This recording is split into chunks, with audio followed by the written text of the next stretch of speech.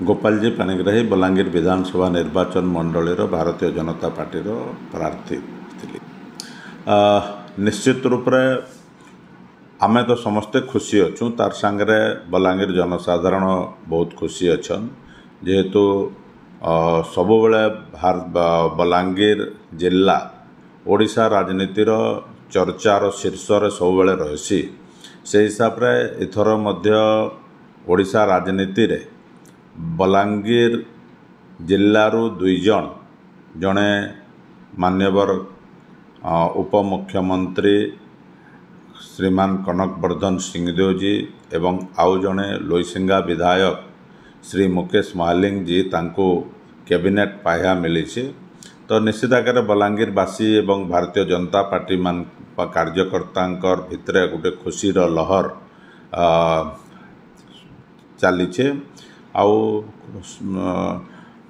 निश्चित रूप से समस्ते बहुत खुशी अच्छा। आशा करा जाउछे देखुन मॉर्निंग शोज द डेज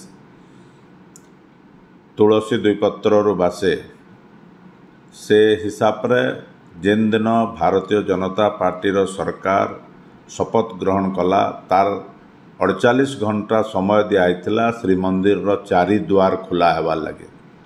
12 घंटा भितर श्रीमंदिर द्वार खोला है, चारि द्वार खोला है एवं निर्वाचन समय रे संकल्प पत्र रे भारतीय जनता पार्टी जहाँ घोषणा करिथिला जे सुभद्रा योजना रे महिला मानकु 50,000 टंकार भाउचर, चाषी मानकर धान रो रेट MSP 3100 टंका से विषय लेकर भी चर्चा होइछे एवं आगामी दिन रे संकल्प पत्र रे भारतीय जनता पार्टी रो जहाँ थिला से सब संकल्प के पूरण करवार लगी आमर उच्च स्तरीय नेता माने घोषणा करिछन।